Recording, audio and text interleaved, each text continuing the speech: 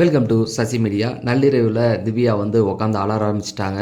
அது நம்ம வாட்டருக்கும் திவ்யாவுக்கும் ஒரு பெரிய ஃபைட் ஒன்று போச்சு. திவ்யா வந்து வாட்டர் மில்லானா வாடா போடான்னு சொல்லிட்டு இந்த மாதிரி நிறைய வார்த்தைகள் விட்டுருந்தாங்க. என்ன நடந்தது அப்படிங்கிறத பார்க்கலாம். ஃபஸ்ட்டு எடுத்தவுடனே அந்த டாஸ்க்கு போணுச்சுல்ல, அப்போ திவ்யா மடியில் படுத்துக்குவா அப்படிங்கிற மாதிரி வாட்டர் ஒரு வார்த்தையை விட்டுருப்பாப்புல. அதுக்கப்புறமேட்டுக்கு பார்த்தீங்கன்னா அந்த இவன் பிரவீன் இருக்கான் பாருங்க, டவுசர் பாண்டி, அவன் வந்து டவுசரை போட்டுட்டு என் சட்டையில் எல்லாம் ஆட்டோகிராஃப் போடுங்கடா அப்படிங்கிற மாதிரி சொல்லிகிட்டு இருப்பான். அந்த இடத்துல பார்த்தீங்கன்னா வாட்டர் மிலான்னு எங்கேயோ ஒரு மூலையில் உட்காந்துருப்பார். அவரை வழிகட்டாயமாக கூப்பிட்டு நீ வாடா வந்து கையெழுத்து போடுறா அப்படின்னு சொல்லி போடுற நேரத்தில் அந்த பக்கம் திவ்யாவும் கையெழுத்து போட அந்த இடத்துல வந்துடுவாங்க. ஸ்மெல் நல்லா இருக்கே அப்படிங்கிற மாதிரி ஒரு வார்த்தையை சொல்லிடுவாப்புல.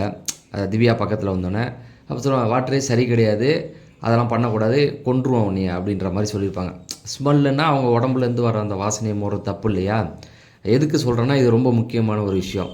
மடியில் படுத்துக்கிறது அது ஒன்று, அதை விட இது ரொம்ப மோசம் இல்லையா? பக்கத்தில் போய் ஒருத்தவங்களோட அப்படின்னு மூக்கை இழுத்தோம்னா எப்படி இருக்கும்? அது ஒரு மாதிரி இதாக இருக்கும்ல. அதை அவங்க சொல்லி முடித்ததுக்கு அப்புறமேட்டுக்கு கார்டன் ஏரியாவில் வந்து உட்காந்து பேசிகிட்டு இருக்காங்க. ஆதிரை ப்ளஸ் இவங்க திவ்யா, இவங்க 2 பேருமே உட்காந்து பேசிக்கிட்டு இருக்காங்க. இந்த இடத்துல ஆதிரை தான் சொல்கிறாங்க, நீ கொஞ்சம் பவுண்ட்ரி செட் பண்ணு திவ்யா, கொஞ்சம் இது பண்ணிக்கோ அப்படின்ற மாதிரி நிறைய விஷயங்கள் சொல்கிறாங்க. உண்மை அதுதான். ஏன்னா வாட்ரு போகும்போதே, அதாவது வீட்டை விட்டு போனார்ல, அதுக்கு நாள் கையை பிடிச்சி ஒரு வாசை பண்ணார்ல, ஆசையாக இருக்குது அப்படிங்கிற மாதிரி நிறைய விஷயம் பண்ணார்ல. அப்போ நீங்கள் என்ன பண்ணீங்க? திவ்யா கண்டிச்சாங்க, இது வேணாம் வாட்ரு, இப்படிலாம் பண்ணாதீங்கன்னு. எப்போ? அவர் வீட்டை விட்டு போகும்போதே. அப்போ அவர் கேரக்டர் தெரிஞ்சதுக்கப்புறமும் திரும்ப அவரை கூப்பிட்டு வச்சு பேசி இது தப்பு தானே? இந்த இடத்துல வந்து அவங்க மேலே தான் தப்பு. ஒரு பவுண்டரி அவங்க தான் செட் பண்ணணும். அந்த ஆள் வந்து கொஞ்சம் இடம் கொடுத்தா ரொம்ப வலிவான்னு தெரிஞ்சிருச்சு. தெரிஞ்சதுக்கப்புறமும் நீங்கள் அதை பண்ணீங்க அப்படின்னா எனக்கு என்ன தோணுச்சுன்னா, நான் வந்து தொடர்ந்து நள்ளிரவு வீடியோவில் சொல்லிகிட்டு இருக்கேன். போன வெள்ளிக்கிழமையிலேருந்து இவங்களும் வார்த்தைகளை ரொம்ப பயன்படுத்துகிறாங்க. அவருக்கு இடம் கொடுத்துக்கிட்டு தான் இருக்காங்க. இடம் கொடுக்காம இவங்க தான் கொடுக்குறாங்க. நீ வராதையா போயான்னு இன்றைக்கி சொன்னதை அன்றைக்கே சொல்லியிருக்கலாம் இல்லையா? ஸோ அந்த ஒரு விஷயத்தில் இவங்க திவ்யா மேலே தான் தப்பு இருக்குது. அதை தான் அவங்க சொல்கிறாங்க, நீ பவுண்டரி ஸ்ட்ராங்காக செட் பண்ணியிருக்கணும். நீ பாட்டுக்கு வந்து இடம் கொடுத்து அந்த மாதிரி ஒரு கான்வர்சேஷன் போகும்போது இந்த பக்கம் பிரஜனோட பேசியிருந்த வாட்டர் என்ன பண்ணிட்டா, அதை கேட்டுவிட்டான். பாதி ஒட்டி கேட்டுட்டு உள்ளே வந்துட்டு திவ்யா சரி கிடையாது, ஒரு சண்டையில் வந்து இந்த மாதிரி கேஸு இது எடுக்கக்கூடாது, உமன் கார்டை தூக்கக்கூடாது அப்படி இப்படின்னு இறங்க ஆரம்பித்தாச்சு. அது ஒரு பெரிய, அதாவது ஏய் வாட்ரு, நான் உன்னை பற்றி பேசல, ஒழுங்காக போயிரு அப்படிங்கிற மாதிரி இவங்க சொன்னாங்க. உண்மை என்னன்னா, இதில் 2 விஷயத்தை நம்ம பார்க்கணும். ஒன்று, வாட்டர் மிலன் என்ன புரிஞ்சுக்கிட்டாருன்னா, அன்றைக்கி பெட்டில் ஒரு சண்டை வந்ததில்ல, பெட்டு வெளியில் போக மாட்டேன்னு சொன்னார்ல, அந்த ஒரு விஷயத்தை எடுத்து ஆதிரைக்கிட்ட நம்மளை போட்டு விட்டுக்கிட்டு இருக்கா அப்படிங்கிறத ஒரு விஷயத்தை அறகுறையாக கேட்டுட்டு வந்து அவர் சண்டைக்கு வராரு. இந்த இடத்துல திவ்யா வந்து பேசலை, ஆனால் ஆதிரை திவாகரை பற்றி தான் இவங்ககிட்ட பேசியிருக்காங்க. இப்போ அவர் புரிஞ்சுக்கிட்டதில் ஒரு தப்பு இருக்குது, இவங்க சொன்னதுலேயும் தப்பு இருக்குது. ஏன்னா உன்னை பற்றி பேசலைன்னு சொன்னது தப்பு. பேசுனாங்க, ஆதிரை பேசுனாங்க, இவங்க ஒரு சில பதில் கொடுத்துக்கிட்டு இருந்தாங்க, தப்பாக பேசலை. அந்த பக்கம் பார்த்தீங்கன்னா அவன் பெட்டு மேட்டரை எடுத்துகிட்டு வந்து இப்போ நம்மளை வந்து ஃபேக் அலிகேஷன் ஒன்று வைக்கிறாங்க அப்படிங்கிற மாதிரி அவன் ஒன்று சொல்ல ஆரம்பித்து அந்த ஒரு சண்டை முத்தி ஒரு கட்டத்தில் இவங்க திவ்யா பொறுமையாக இழந்துட்டாங்க. ஏய் வாட்ரு, உனக்கு மரியாதை அவ்வளோதான்டா, இனிமேல் நீ இப்படி இன்னும் வாடா போடா அப்படிங்கிற அளவுக்கு இறங்கிட்டாங்க. திவாகரை பற்றி எல்லாருக்கும் தெரியும், ஒரு சண்டை ஒன்று கிடச்சா அவருக்கு ஒன்று புரிதல் இருந்ததுன்னா அந்த புரிதல் வழியிலே தான் போவார். அந்த புரிதல் படி என்னாச்சுன்னா குழப்பங்கள், நிறைய பேச்சுகள், எல்லாருமே தடுக்க வந்தாங்க. அப்போ ஒரு வார்த்தையை சொல்கிறத தவிர, நீலாம் தகுதியே கிடையாது, நீலாம் வேஸ்ட்டு திவ்யா, வேஸ்ட்டு, இந்த டிசர்வே கிடையாதுன்னு பார்த்துக்கேன். டாப்பில் இருக்கிறதுக்கு நீ டிசர்வே கிடையாது திவ்யா. நான்லாம் 40 நாள் தான் இருந்தேன், 40 நாளில் வேறு மாதிரி சம்பவம் பண்ணியிருக்கேன் அப்படிங்கிறன்னு இந்த ஆள் தான் தன்னை பற்றி தானே பெருமையாக பேசிக்குவானு. அப்படி எடுத்ததுக்கப்புறமேட்டுக்கு எனக்கு ஓட்டிங்லாம் இருந்தது திவ்யா, ஓட்டிங்லாம் இருந்தது, வேட்டிங் வச்சுக்கிட்டு தான் என்னை தூக்கினாங்கன்னு. அது ஏதோ உண்மை தான், ஒரு இடத்துல ஓட்டிங் இருந்தவங்கலாம் தூக்குனா. உனக்கு வந்து இதெல்லாம் கிடையாது அப்படின்னும் போது நீ ஒயில் கார்டில் வந்தால் உனக்கு டிசர்வ் கிடையாது நீலாம் அப்படின்ற மாதிரி பேசிட்டாப்புல. பிரஜெல்லாம் கேட்டால் அந்த மாதிரிலாம் பேசக்கூடாது, அதெல்லாம் ரொம்ப தப்பு அப்படின்னு எல்லாருமே வந்து விலக்கி விட ஆரம்பித்தாங்க. இந்த இடத்துல திவாகர் மேலே தான் தப்பு சொல்லுவேன். ஏன்னா டிசர்வ் கிடையாது அப்படிங்கிறது, உன்னுடைய ஒப்பீனியன் நிறைய இருக்கலாம். அவங்க வந்து ஒயில் கார்டில் வந்தாங்க, அவங்களுக்கு வந்து இது தகுதி கிடையாதுங்கிறது உன்னுடைய கருத்து, ஓகேவா? அந்த கருத்தை ஒரு பொது இடத்துல வந்து அவங்க வந்து இன்னும் ஒரு 2 நாளில் இதில் ஜெயிக்கிறதுக்கு ரெடியாக இருக்காங்க, ஜெயிக்க போகிறாங்க, ஓகே ஏதோ ஒன்று.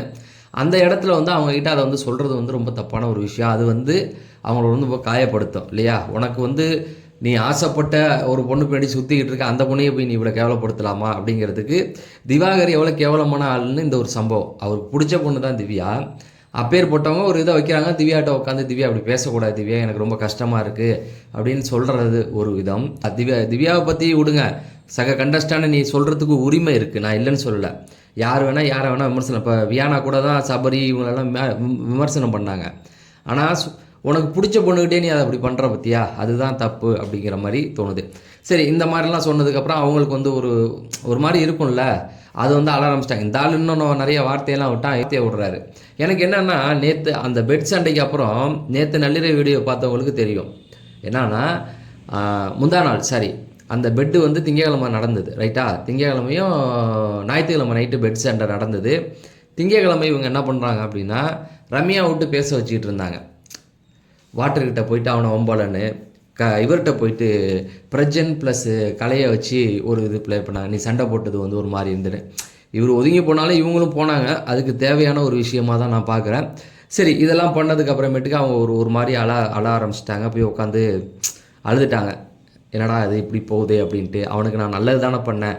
திவ்யா, நீங்கள் நல்லது தான் பண்ணீங்க திவ்யா, ஆனால் ஒரு விஷயம் சொல்கிறீங்களா, எல்லாம் அடித்து துரத்துனாங்க, நான் தான் கை கொடுத்தேன்னா அது மட்டும் தப்பாக இருக்குது. எல்லோரும் நீங்கள் சப்போர்ட் பண்ணீங்க அதிகமாக, ஆனால் நீங்கள் என்ன சொல்ல வரீங்கன்னா, திவாகரை எவனையுமே சேர்த்துக்கல, நான் மட்டும்தான் சேர்த்துக்கிட்டேன் அப்படின்னு சொல்கிறேன். அந்த ஒரு வார்த்தை தான் நான் தப்புன்னு சொல்ல வரேன். ரெண்டாவது, நீங்கள் பவுண்டரி செட் பண்ணியிருக்கணும் இந்த பிரச்சனையில். அவன் அந்த ஆள் பக்கத்துலேயே இன்னும் என்ன நல்லா இருக்கீங்களான்னு ஒரு எட்டியில்னு பேசுகிறது தான் உங்களுக்கு பிரச்சனை கிடையாது. ரெண்டாவது, திவாகரை வந்து நீங்கள் ரொம்ப சப்போர்ட் பண்ணீங்க தான், அதுக்காக நீங்கள் மட்டுமே சப்போர்ட் பண்ணீங்க, மற்றவங்க ஒதுக்குனாங்கன்னு இது கிடையாது. அதுக்கப்புறமேட்டுக்கு வந்து ஆதிரை போனாங்க. ஆதிரை போயிட்டு வந்து பேசுனாங்க. நான் நீ பண்ணுறதுல உனக்கு ஒரு விஷயம் புரியுதா, வெளியில் எப்படி போகுதுன்னு, அது தப்பு, திருத்திக்கோன்றாங்க. சூப்பரான ஒரு அட்வைஸ். ஒரு பொண்ணு வந்து சக போட்டியாளர் உனக்கு சொல்கிறாங்கல்ல, அவன் அதனால் அதை புரிஞ்சிக்க மாட்டான். இல்லை, எனக்கு ஃபேன்ஸ் இருக்காங்க, நான் ஹீரோவாக கமிட் ஆகியிருக்கேன், என் பேரை வந்து கெடுக்க ட்ரை பண்ணுறாங்க, உமன் கார்டை தூக்குறாங்க, அப்படிலாம் ஒன்றுமே கிடையாது. நீ பண்ணுறது அப்படி தான் இருக்குது. ஏதாவது ஒரு பொண்ணுன்னு ஒன்று உங்ககிட்ட பேசுனா, நீ அடுத்து ஒரு 2 நாள் நல்லா பேசிட்டு 3ஆவது நாள் நீ என்ன ஆரம்பிக்கிறன்னா, லவ் கண்டுக்குள்ளே ஓடிடுற, நம்ம கல்யாணம் பண்ணிக்கலாமா, அழகா இருக்க, அப்படி இப்படின்னு அந்த ஆள் வந்து ஆரம்பிக்கிறான். இது நல்லா யோசிச்சு பாருங்களேன். இவன் இந்த பேஜ் இவன் டாக்டராக இருக்குன்னு சொல்கிறான். இவனை நம்பி இந்த பொண்ணுங்க யாராவது அனுப்பிவிட்டா என்ன பண்ணுவான்? அவன் 2 நாள் நல்லா பேசிட்டு 3ஆவது நாள் எந்த மாதிரி பேசுகிறான் பாருங்கள். அந்த மாதிரி தான் ஒன்று போணுச்சு. அதை வந்து சொல்கிறாங்க. நான் இன்டர்வியூலேயே உங்கள்கிட்ட நிறைய பேர் கேட்டாங்கல்ல, அவன் அதை புரிஞ்சிக்க மாட்டான். எனக்கு ஃபேன்ஸ் இருக்குது, எனக்கு வந்து இது இருக்குது அப்படிங்கிற மாதிரி அந்த ஒரு இதுலேயே சொல்கிறான். எனக்கு ஓட்டிங் இருந்து தானே போனேன், நீயே கவனிச்சில்ல, எனக்கு எவ்வளோ ஓட்டிங் இருந்தது அப்படின்னு தன்னை பற்றியே பெருமையாக திரும்ப திரும்ப பேசிக்கிட்டு இருக்கான். ஒன்று மட்டும் தெரியுது, எங்கேயோ சமத்தியாக வாங்க போகிறான் மட்டும் நல்லாவே தெரியுது. ஆனால் அவங்க அவ்வளோ சொல்கிறாங்க. ஆனால் பார்த்துங்க, உங்களுக்கு இது தப்பாக தெரியலையா அப்படின்ற மாதிரி சொல்கிறாங்க. அவன் புரிஞ்சிக்கல. அப்போ அவனுக்கு புத்திமதி சொல்லி வேஸ்ட்டு அப்படிங்கிறது தான். அதை தான் பார்வதி வந்து ஒரு கட்டத்தில் இவன்கிட்ட புரிஞ்சுக்கிட்டாங்க. இவனுக்கிட்டலாம் புத்திமதியே சொல்லக்கூடாது, இவன் வழியில் போயிடணும், நம்ம ஒரு பிளான் போட்டோம்னா அவனை பக்கத்தில் கூட சேர்த்துக்கணும் அப்படிங்கிறது தான்.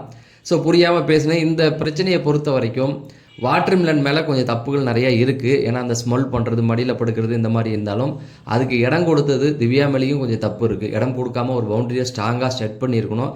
அதை தான் ஆதிரை சொல்ல வந்தாங்க. அதை வந்து அந்த பையன் தப்பாக புரிஞ்சுக்கிட்டு வந்து சண்டை வளர்த்துட்டான். ஸோ இதுக்கப்புறமாவது இருக்க போகிற 3 நாள் அப்புறம் வந்து சபரி இவங்கெல்லாம் வந்து தடுத்து விட்டு தனித்தனியாக இருங்க அப்படிங்கிற மாதிரி போணுச்சு. அது அடுத்து என்ன ஆச்சு அப்படின்னு பார்த்தீங்கன்னா, சபரி இவர் எஃப்ஜே, சபரி, அப்சரா இவங்க 2 பேருமே ஒரு முக்கியமான விஷயத்தை பேசுகிறாங்க. அடுத்த வீடியோவில் அதை சொல்கிறேன். வீடியோ லைக் பண்ணுங்கள், ஹைப் பட்டனை தட்டி விட்டுருங்க.